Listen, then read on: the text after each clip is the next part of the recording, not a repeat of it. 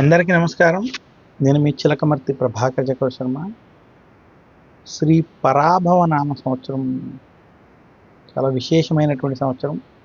శ్రీ పరాభవ నామ సంవత్సరం, ఈ సంవత్సరం యొక్క అర్థం పరాభవములు కలిగించేటువంటిది. ఈ సంవత్సరం రాజు బృహస్పతి మంత్రి కుజుడయ్యాడు. మన నవనాయక ఫలితాలు మనం చూసుకున్నా, అలాగే మనకు ఉన్నటువంటి జగల్లగ్నం వంటి వాటిని పరిశీలించుకున్నప్పుడు ఈ సంవత్సరం యుద్ధాలు ఏవైతే జరుగుతున్నాయో అవి ఎవరైనా ఆపే ప్రయత్నం చేసినా ఆగకపోగా ఏదో రకంగా ప్రపంచవ్యాప్తంగా కొన్ని యుద్ధాలు కొనసాగేటువంటి స్థితి ఉన్నది.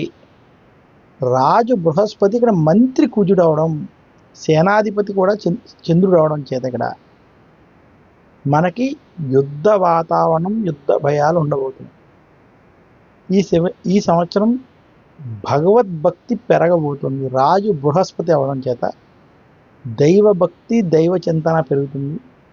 ఆధ్యాత్మిక యాత్రలు, ఎక్కడైతే ముఖ్యమైన దేవాలయాలు వంటివి ఉంటాయో వాటిల్లో తీర్థయాత్రలు వంటివి పెరిగేటువంటి అవకాశం అధికంగా ఉంది.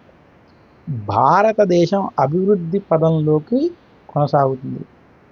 రైతులకి ఈ సంవత్సరం కొంత కలిసి వస్తుంది.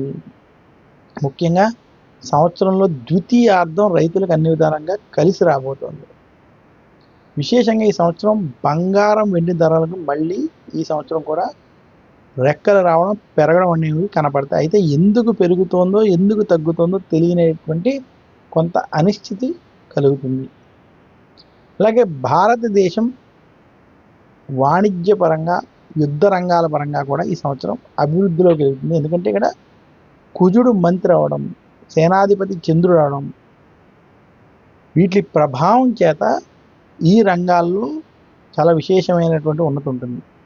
అలాగే ఐటీ వంటి రంగాల్లో ఉన్నటువంటి వారికి ఈ సంవత్సరం గడ్డు కాలంగా మనం చూడాలి. ముఖ్యంగా ఈ రంగంలో అనేక మందికి వృత్తి, ఉద్యోగ, వ్యాపారంలో ఇబ్బందులు ఎదురయ్యేటువంటి స్థితి ఉంది. ఆయిల్, గ్యాస్, మెటల్ రంగాల్లో ఉన్నటువంటి వారికి ఈ సంవత్సరం అన్ని విధాలుగా కలిసి రాబోతుంది. చిలకమర్తి పంచాంగ రీత్యా దృక్ సిద్ధాంత పంచాంగ గణితం ఆధారంగా శ్రీ పరాభవ నామ సంవత్సరం ఈ రకమైనటువంటి స్థితి కనబడుతుంది.